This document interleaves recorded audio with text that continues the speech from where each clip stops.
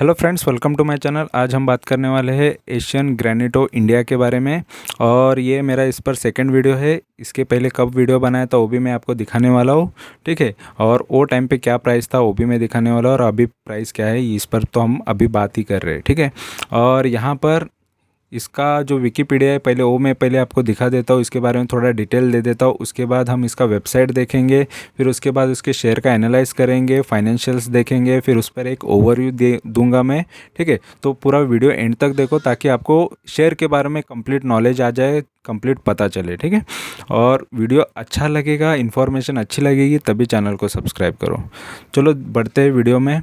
और यहाँ पर आपको मैं दिखा देता हूँ इसके बारे में। अबाउट अस में Asian Granito India limited is today among the top 3 ceramic tiles manufacturing in India and one of the most profitable company in its segment। तो ये प्रॉफिटेबल सेगमेंट में है और सेरेमिक टाइल्स बनाती है, ठीक है। और ये मोस्ट प्रॉफिटेबल कंपनी भी है ये बता रहा है। और इस्टेब्लिश इन द ईयर 2000 के टाइम पे ये बनी हुई है। एशियन ग्रेनिटो इंडिया एजीएल नाम से जानी जाती है, ठीक है। और has emerge as a about consolidated 1292 crore giant the in the space decor industry, ठीक है। और यहाँ पर इसका थोड़ा बहुत डिटेल और भी है। इसका हेडक्वार्टर इंडिया ही बता रहा है और फाउंडेड 8 अगस्त 1995 की है। तो और ज़्यादा यहाँ पर डिटेल नहीं है, तो फिर मैं आपको इसका वेबसाइट दिखा देता हूँ। तो वेबसाइट में आप इसके बारे में और थोड़ा डिटेल में जान सकते हो। तो देखते हैं इसका वेबसाइट। यहाँ पर मैं वेबसाइट ओपन कर रहा हूँ और ये है एशियन ग्रेनिटो एजीएल टाइल्स का वेबसाइट। और पूरा यहाँ पर आपको अबाउट अस में भी यहाँ पर कुछ नज़र आ रहा है, ठीक है। इनके बारे में इनकी विजन एंड मिशन भी लिखा है और चेयरमैन्स का मैसेज भी यहाँ पर, अवार्ड एंड रिकग्निशन भी यहाँ पर बताया गया है, इनको कौन से अवार्ड मिले हैं। तो पूरा यहाँ पर आप पढ़ सकते हो। जितना मैं ज़्यादा पढूँ उससे आपको और वीडियो लंबी हो जाएगी और आप वैसे ही भाग जाओगे, ठीक है।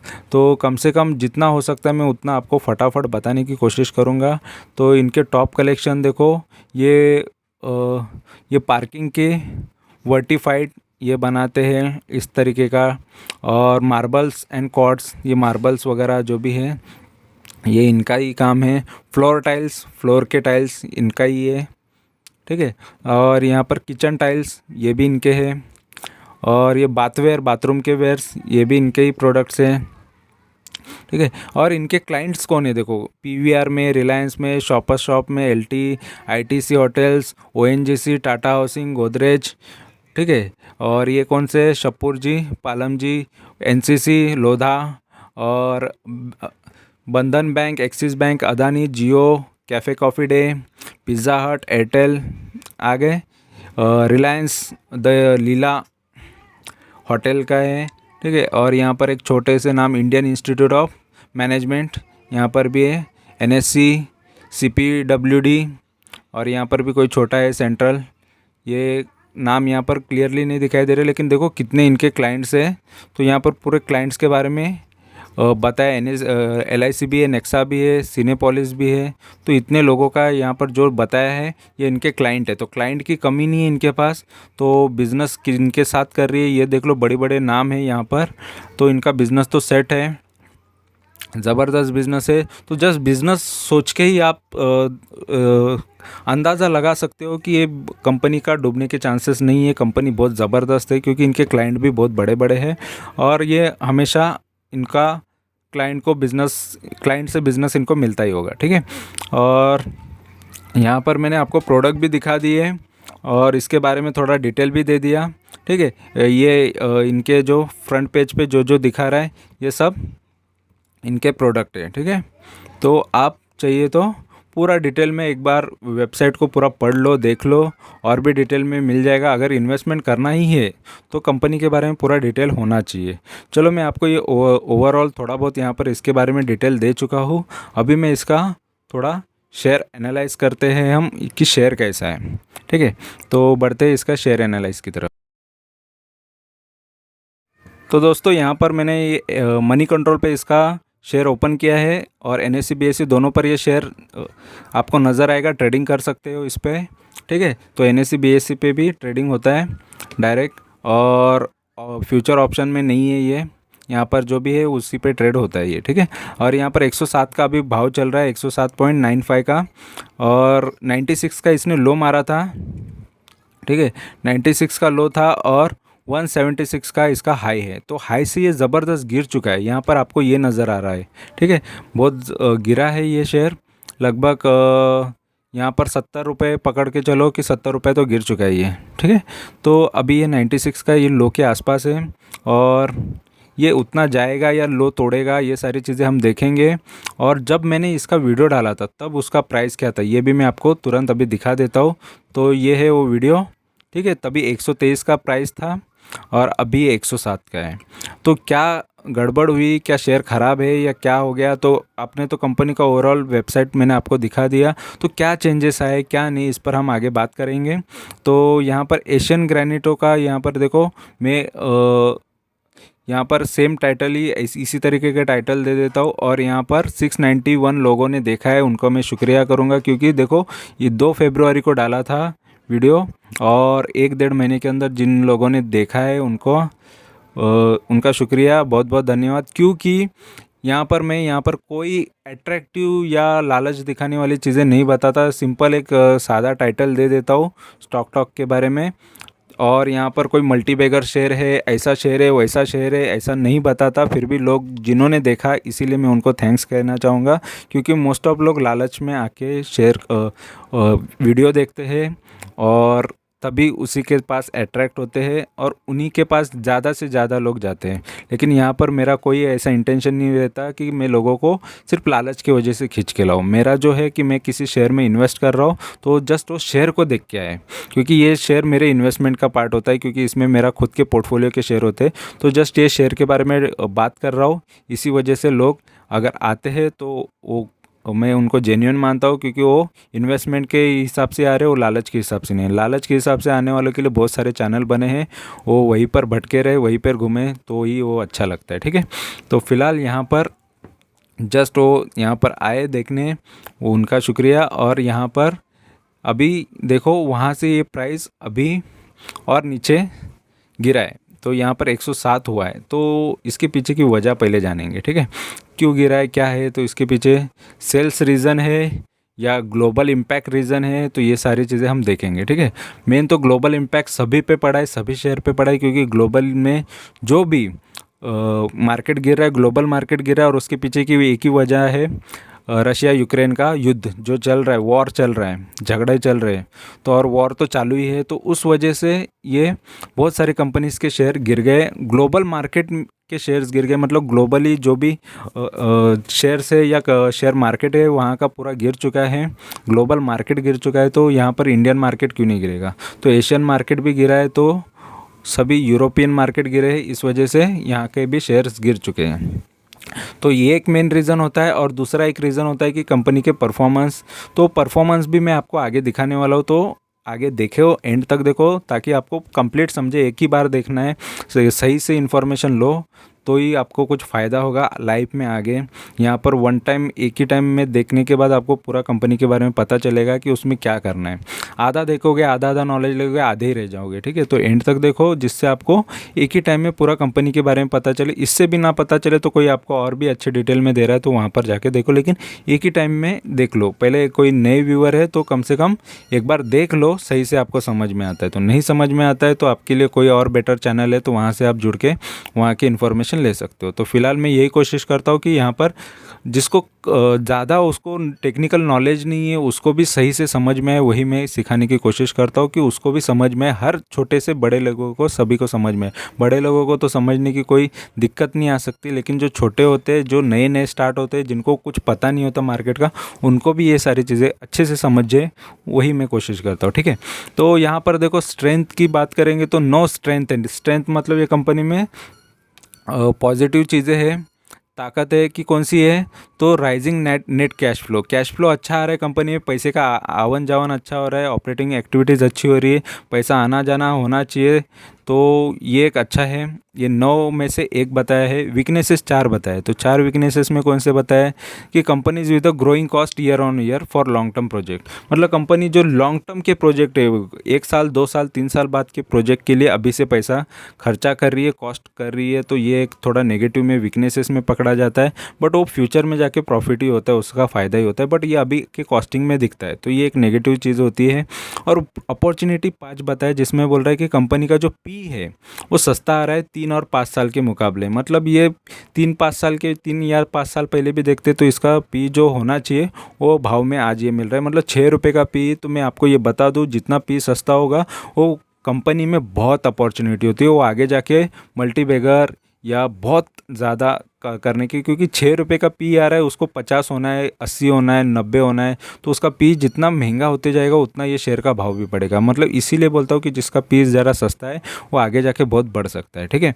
तो और थ्रेट की बात करेंगे तो इनसाइडर सोल्ड स्टॉक, तो अंदर के लोग कुछ स्टॉक बेच रहे हैं, तो ये भी हम आगे देखेंगे, ठीक है। मार्केट कैपिटल बहुत कम है, 612 करोड़ का है। देखो अभी ये 612 करोड़ की कंपनी है, आगे जाके 1000 करोड़, 2000 करोड़, 5000 करोड़, 10,000 करोड़ की कंपनी बन जाएगी, तो आगे जाके बहुत बेनिफिट हो सकता है। इसीलिए ये कंपनी के बिजनेस के ऊपर, फाइनेंशियल के ऊपर ध्यान देना है, और ये आगे जाके आपको बहुत मल्टीबैगर रिटर्न दे सकता है। क्यों? क्योंकि ये अभी भी इसमें ग्रोथ बाकी है, क्योंकि अभी तक ये बड़ी कंपनी नहीं बनी है, लार्ज कैप नहीं है, बहुत स्मॉल कैप कंपनी है, 600 करोड़ की कंपनी है, तो इसी वजह से आगे जाके ये फ्यूचर में बहुत फ़ायदा कर सकती है। डिविडेंड यील्ड की बात करेंगे तो देखो आधा टका डिविडेंड दे रही है। देखो कंपनी छोटी कंपनी है फिर भी डिविडेंड दे रही है। डिविडेंड वही कंपनी देती है जो प्रॉफिट करती है, तो ये प्रॉफिट करने वाली कंपनी इस वजह से ये आपको डिविडेंड दे रही है, ठीक है। प्रॉफिट नहीं करती, लॉस करने वाली कंपनी है, तो आपको क्यों प्रॉफिट देगी, ये शेयर क्यों करेगी, ये चीज़ डिविडेंड क्यों देगी। तो मेन चीज़ होती है कि ये भी चीज़ अट्रैक्ट करती है, ये चीज़ से कभी भी इन्वेस्टर अट्रैक्ट होते बड़े बड़े, क्योंकि डिविडेंड भी कुछ ना कुछ मिलता है इन्वेस्टमेंट पे। जितना ज़्यादा इन्वेस्टमेंट, जितने ज़्यादा शेयर, उतने डिविडेंड भी फ्री का होता है आपके इन्वेस्टमेंट पे, ठीक है। और यहाँ पर हम बात करेंगे इसका, तो एवरेज डिलीवरी जो रेट है 20 दिन के हिसाब से निकाला है, वो 60-63% का है। मतलब देखो डिलीवरी बहुत उठाई जा रही है, यहाँ पर डिलीवरी परसेंटेज बहुत अच्छा है, 50% से भी ज़्यादा है। मतलब यहाँ पर 62-63% का डिलीवरी उठा रहे लोग। कुछ शेयर ही ट्रेडिंग में जा रहे हैं, मतलब इंट्राडे हो रहा है, और बाकी सब डिलीवरी बेस पे उठाए जा रहे हैं, ठीक है। तो ये अच्छी बात होती है। और यहाँ पे इसका फेस वैल्यू 10 रुपये का है, पीबी 0.73 का है। तो ये फेस वैल्यू का तो आपको समझ में आना चाहिए कि फेस वैल्यू 10 का है, मतलब ये स्प्लिट होना बाकी है। जब इसके शेयर 500,000 के होगा तो ये एक ना दो बार स्प्लिट हो जाएगा, स्प्लिट होके आपके शेयर और बढ़ जाएंगे, ठीक है। तो उसका भी एक चांसेस होता है शेयर के आपकी क्वांटिटीज़ बढ़ने के। सेक्टर के पी 50 का है और इसका 6 का है, मतलब ये भी एक अच्छा है कि देखो सेक्टर पी से ये आज भी ये सस्ते भाव पे मिल रहा है, ठीक है। अर्निंग पर शेयर 17.52 का आ रहा है। तो ईपीएस इस पे रिटर्न्स पे गिना जाता है। और यहाँ पर मैं इसका अभी एडवांस चार्ट दिखा देता हूँ। तो चार्ट इसके बारे में क्या बता रहे देख लो। तो पहले मैं डायरेक्टली एक साल का निकाल देता हूँ कि एक साल में उससे देख लो किस तरीके का परफॉर्म किया है। तो चार्ट लगभग 140 के लो से फिर से गिरा था, फिर एक हाई बनाया, फिर से ऊपर गया, फिर गिरा, फिर ऊपर गया थोड़ा, फिर नीचे गिरा, फिर देखो ज़बरदस्त ऊपर गया, ठीक है। तो फिर इसके बाद गिरा ऊपर, फिर देखो मतलब अप एंड डाउन बहुत किया है। तो यहाँ पर ट्रेडर लोग बहुत कमा लेते हैं, ठीक है। यहाँ पर भी फिर यहाँ पर राइट इशू दिया था, ये राइट इशू मुझे भी मिला था, इसका भी मैंने बेनिफिट ले लिया, ठीक है। फिर बाद में और नीचे गया, ऊपर नीचे, फिर यहाँ पर एक बार डिविडेंड दिया, 50 पैसे का डिविडेंड दिया इसने, फिर वहाँ से गिरा, ठीक है, डिविडेंड भी, फिर बाद में फिर ऊपर गया, फिर नीचे, फिर ऊपर, इस तरीके का इसने परफॉर्म दिया। अभी ये बहुत डाउन में, ठीक है।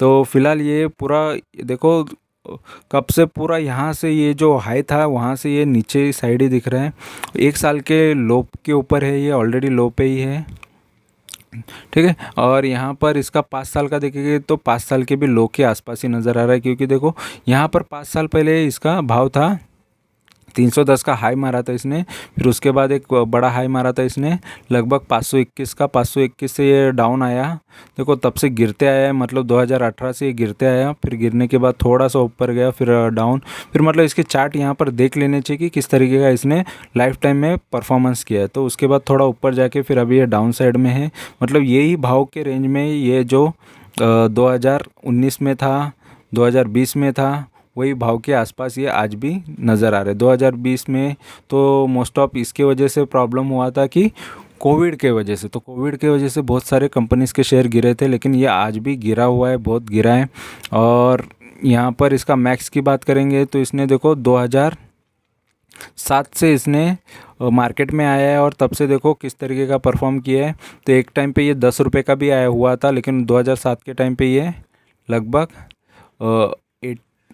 98 का था हाई इसका। 98 के हाई से 10 रुपये तक गिर चुका था, ये 10 रुपये का लो यहाँ पर नज़र आ रहा है। ठीक है, फिर 10 रुपये से ये कंपनी का भाव देखो, मतलब लगभग ये बहुत कम हो गया था। 98 से 10 मतलब बहुत गिर गया था, फिर वहाँ से ये थोड़ा बढ़ना चालू हुआ। फिर वो टाइम पे जिसने लिया, फिर उसके बाद देखो 10 का उसने कितना बना के दिया, 522। ठीक है, 522 से फिर गिरा और फिर गिरते ही गिर जाते अभी यहाँ पर ये भाव आके रुका है। ठीक है, तो इसने मल्टीबैगर रिटर्न दिए थे, ज़बरदस्त रिटर्न दिए थे, उसके बाद ये गिरा है। तो उसके पीछे की वजह भी देखेंगे हम, उसका चार्ट वगैरह, उसकी फाइनेंशियल देखेंगे कि किस तरीके के फाइनेंशियल उसके रहे हैं, डिटेल में देखेंगे आगे। और यहाँ पर प्राइस एंड वॉल्यूम देख लो, 1 वीक का यहाँ पर 5% दिया है, बाकी तो सभी लॉस दिख रहा है। -5%, -19% और -23%, -23 और ये 46, मतलब 1 साल 3 साल सभी रिटर्न नेगेटिव है, 3 महीना 1 महीना सब रिटर्न नेगेटिव है। वाईटीडी यानी जनवरी से भी ये नेगेटिव ही है। ठीक है, और एशियन ग्रैनिटो का यहाँ पर कंसोलिडेटेड दिसंबर का नेट सेल्स यहाँ पर नज़र आ रहा है 2021 का 436 का। ठीक है, और यहाँ पर 13.57% का ईयर ऑन ईयर यहाँ पर रिटर्न नज़र आ रहा है। ठीक है, तो अप है, मतलब 13-13.5% का अप साइड दिखा रहा है दिसंबर के सेल में, तो ये अच्छी बात है। ईयर ऑन ईयर मतलब लास्ट ईयर से अभी के ईयर में अभी इतना परफॉर्मेंस आया है, तो थोड़ा बहुत सेल बढ़ गया है। और यहाँ पर 50% जनता इसकी बाई करने का बोल रही है और 50% सेल करने का बोल रही है। मनी कंट्रोल पे जो जनता है उनका रिकमेंडेशन है ये। ठीक है, और यहाँ पर मैं आपको इनसाइडर ट्रांजेक्शन दिखाता हूँ, तो देखो यहाँ पर कोई एक्विजिशन कर रहा है वो 2021 का है, यहाँ पर भी वही है, तो ये पुराने ट्रांजैक्शंस हैं। और यहाँ पर थोड़ा ओवरव्यू देख लेते हैं फाइनेंशियल्स के, तो इसके फाइनेंशियल्स किस तरीके के, तो रेवेन्यू देख लो, 2017 में 1063 करोड़ का था, 1063, फिर 1155 करोड़, फिर 1186 करोड़, फिर 1224 करोड़, फिर 1292 करोड़। तो कंटिन्यूसली ये शेयर देखो कैसा कंटिन्यूस बढ़ता गया। ठीक है, फिर नेट प्रॉफिट की बात करेंगे तो देखो 2017 में 47 करोड़, फिर 54 करोड़, फिर 18 करोड़, फिर यहाँ पे 43 करोड़, यहाँ पर 55 करोड़। तो यहाँ पर जो ग्रोथ देखो किस तरीके का ये कंपनी में दिखा है। पहले थोड़ा बहुत यहाँ पर 2019 में गिर गया था, ठीक है, उसके बाद ये बढ़ता गया। तो ये भी रीज़न देखेंगे सारे, जो भी यहाँ पर इसके फाइनेंशियल हमको नज़र आएंगे वो सारी चीज़ें देखेंगे। तो प्रॉफिटेबल है, फ़िलहाल तो लॉस तो नहीं दिख रहा है, बट कंपनी अभी फिर से रिकवर हो चुकी है 3 साल में। ठीक है, और यहाँ पर शेयर होल्डिंग पैटर्न की बात करें तो सबसे ज़्यादा यहाँ पर पब्लिक के पास है, पब्लिक ही इसकी मालिक है, पब्लिक ही ओनर है, क्योंकि प्रमोटर के पास कुछ भी शेयर यहाँ पर बचे नहीं है। प्रमोटर ओनली 26% पे बैठे हैं, 26% शेयर लेके, बाकी सारी पब्लिक के पास है। ठीक है, और बाकी पब्लिक के भरोसे। और यहाँ पर डीआईएस का बहुत छोटा हिस्सा है इनके पास, एफआईएस का भी बहुत छोटा ही है। ठीक है, एफआईएस डीआईएस है, बट बहुत कम शेयर उनके पास है। तो जैसे यहाँ पर आप देख सकते हो, म्यूचुअल फंड, एक ही म्यूचुअल फंड है जिसने इसमें पैसा लगाया, और एफआई जो फॉरेन के इन्वेस्टर होते हैं वो 8 है जिन्होंने इसमें पैसा लगाया। रिसेंटली 6 बढ़ गए हैं, ये दिसंबर का डेटा है, मतलब एफआईएस थोड़े इंटरेस्टेड है ये कंपनी के अंदर। और यहाँ पर पहले प्लेज था, ये प्लेज यानी गिरवी थे शेयर्स, इनके शेयर बैंक के पास गिरवी होते हैं। ठीक है, प्रमोटर्स के 2020 में, फिर यहाँ पर अभी ज़ीरो हो गए हैं ऑलरेडी। जो भी शेयर्स थे वो गिरवी थे, फिर उसके बाद वो कम हो गए। ठीक है, गिरवी से निकाल दिए गए, अभी इनके पास खुद के शेयर हैं। तो यहाँ पर जो भी मनी कंट्रोल पे डेटा है मैंने आपको कम्प्लीटली दिखा दिया है, बता दिया है, और फिलहाल मेजॉरिटी चीज़ें पॉजिटिव ही है। अभी हम इसके फाइनेंशियल देखते हैं, फाइनेंशियल इसके कैसा है, ठीक है। तो दोस्तों यहाँ पर हम स्क्रीनर पे इसका फाइनेंशियल देखने वाले हैं और यहाँ पर डिटेल अच्छे से बताया होता है, ठीक है।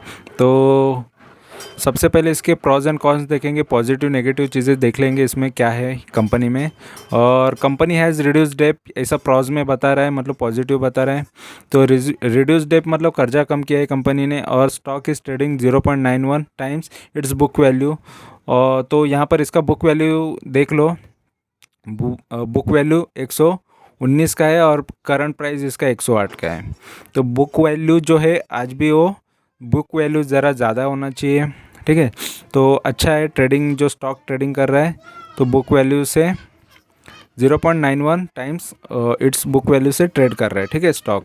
तो और यहाँ पर द कंपनी हैज़, नहीं यहाँ पर एक ये है, company is expected to give good quarter. तो गुड क्वार्टर आने वाला है, कंपनी का अच्छा रिजल्ट्स आने वाला है, ऐसा ये बोल रहे हैं, ठीक है।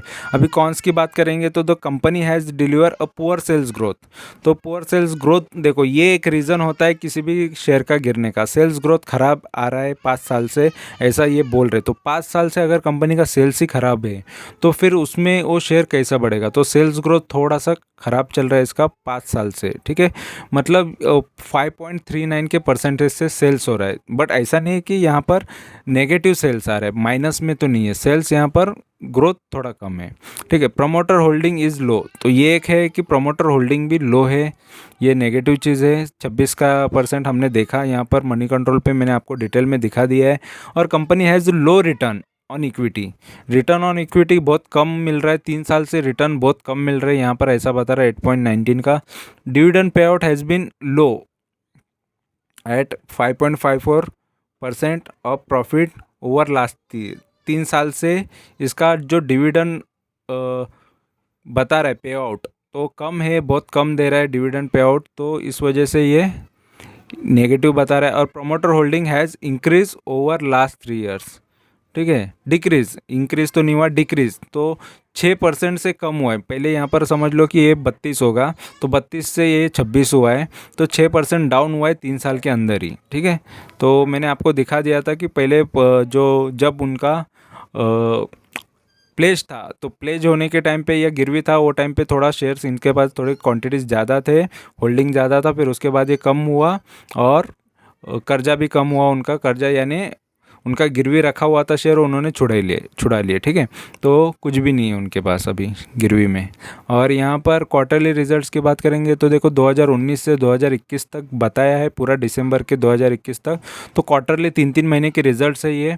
तो 3 महीने में ये सेल्स कितना कर रही थी 2019 के टाइम पे, तो 369 का, 369 करोड़ से फिर 312, 357, 298, 258, 129। यहाँ पे देखो 2020 का, यानी यहाँ पे मार्च में जो कोविड लग गया तो उसकी वजह से तो ऑटोमेटिकली सेल जून में ही इम्पैक्ट दिखाएगा उसका, क्योंकि मार्च से बंद है, ठीक है। तो इस वजह से ये सेल्स देखो कम हो गया, फिर थोड़ा सितंबर में बढ़ गया, देखो 344, फिर 384, फिर बढ़ना चालू हुआ 434 करोड़, फिर से कम हो गया जून के टाइम पे। तो जून में थोड़ा सा इनका सेल थोड़ा कम ही हो रहा है।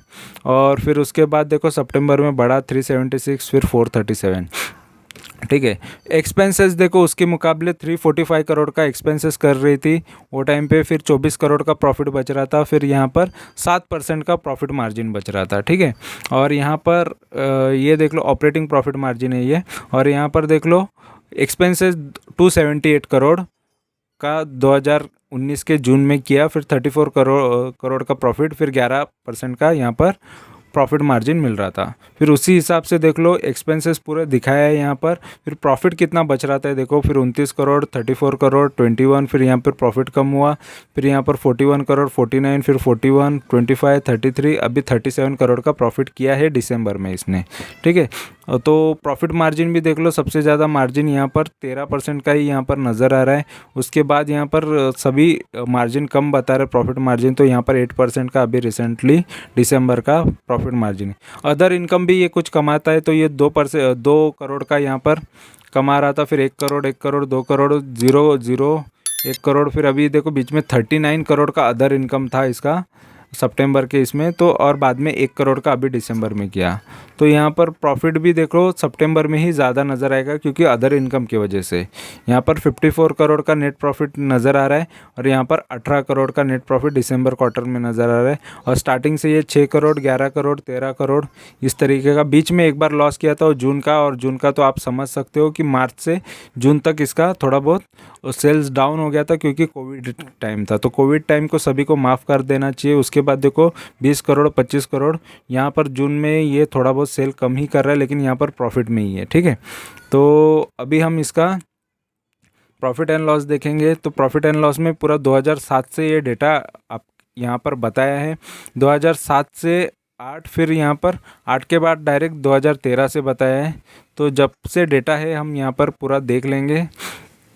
तो 2007 में 169 करोड़ का, फिर 215 करोड़, फिर डायरेक्ट 2013 में ये 708 करोड़, फिर 775 करोड़, फिर 846, 994 करोड़, 1061 करोड़, 1156 करोड़, 1187 करोड़, 1225 करोड़, 1292 करोड़, फिर 1520। तो देखो सेल्स बढ़ा है, सेल्स में ग्रोथ आया है, बढ़ोतरी है, तो सेल्स अच्छा है। ये करंट है, अभी तक चालू है, अभी इसका मार्च आया नहीं है, मार्च 2020 को इसका कंप्लीट सेल हो जाएगा तो ये शायद और भी ज़्यादा दिखेगा, ठीक है।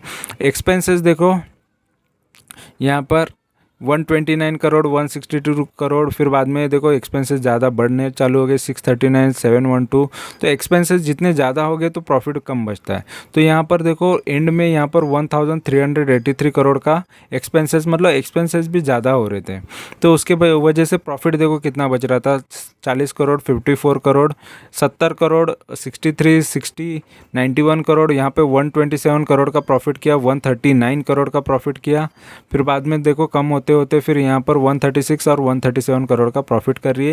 लेकिन प्रॉफिट मार्जिन सबसे ज़्यादा कब था, तो यही दिख रहा है यहाँ पर 25% का प्रॉफिट लिया था 2008 में। उसके बाद प्रॉफिट मार्जिन कभी बढ़ा नहीं है, अभी रिसेंटली अभी 9% का प्रॉफिट मार्जिन चल रहा है, ठीक है। और अदर इनकम की बात करेंगे, 1 करोड़, 2 करोड़, 1 करोड़ इसी तरीका का है। अभी 41 करोड़ का यहाँ पर अदर इनकम हुआ है, तो इस वजह से नेट प्रॉफिट यहाँ पर बढ़ता हुआ नज़र आ रहा है 99 करोड़ का, ठीक है। और ये ईयर ख़त्म नहीं हुआ, तो ईयर ख़त्म होता है तो ये शायद 100 करोड़ के ऊपर का प्रॉफिट नज़र आएगा, तो ये अच्छा ही है कंपनी के लिए, ठीक है। प्रॉफिटेबिलिटी अच्छी होनी चाहिए। अभी बैलेंस शीट देखना ज़रूरी है। बैलेंस शीट में इसमें हमको मेन चीज़ होती है कि लोन कितना है वो देखना है, ठीक है। बाकी चीज़ें तो सभी इम्पोर्टेंट ही होती है, लेकिन सबसे इम्पोर्टेंट होता है लोन, क्योंकि लोन की वजह से कंपनियां डूब जाती है। लोन अगर ज़्यादा है तो, कर्जा ज़्यादा है तो कंपनी पे लोन बोरोइंग यहाँ पर 2007 से देखो 63 करोड़ का लोन था, फिर 65 करोड़, फिर 2013 में 252 करोड़ का को लोन बढ़ गया, 228 करोड़ थोड़ा कम हुआ, फिर 175 करोड़, फिर से बढ़ गया, देखो 335 हुआ, 335 करोड़ का 2016 में, फिर 327, फिर 340, मतलब लोन कम ज़्यादा होते होते अभी फ़िलहाल 243 करोड़ का यहाँ पर इन पर लोन है, कर्जा है, ठीक है। तो 243 करोड़ इनको चुकाना ही है, बट उसके हिसाब से ये इंटरेस्ट कितना पे कर रहा है ये भी मैं आपको दिखा देता हूँ। तो 243 करोड़ का यहाँ पर, और यहाँ पर ये इंटरेस्ट देखो, यहाँ पर 26 करोड़ का इंटरेस्ट पेमेंट कर रहा है, ठीक है। 35 करोड़, 40 करोड़ इस तरीके का, लेकिन अभी रिसेंटली ये 26 करोड़ का इंटरेस्ट पेमेंट कर रही है। जो भी सेल्स हो रहा है उसमें से 26 करोड़ का, इस वजह से ये सारा माइनस विनस होने के बाद ये 99 करोड़ का प्रॉफिट यहाँ पर नज़र आ रहा है। तो कंपनी पर लोन तो है ऑलरेडी, कंपनी 600 करोड़ के अंदर 600 करोड़ की कंपनी है, और जो भी यहाँ पर डेटा बताया वो मैं आपको डिटेल में दे दिया है। अभी हम इसका फाइनल ओवरव्यू देखते हैं, इसके फाइनल ओवरव्यू क्या बता रहे हैं, ठीक है।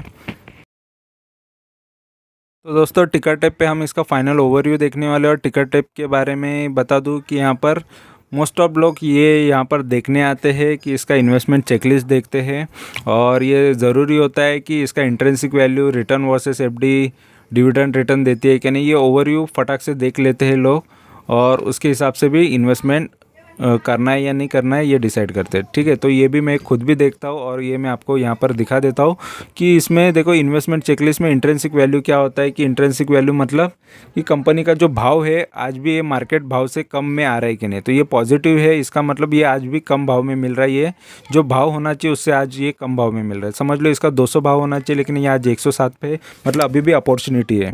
तो यहाँ पर अपॉर्चुनिटी नज़र आ रही है कंपनी में।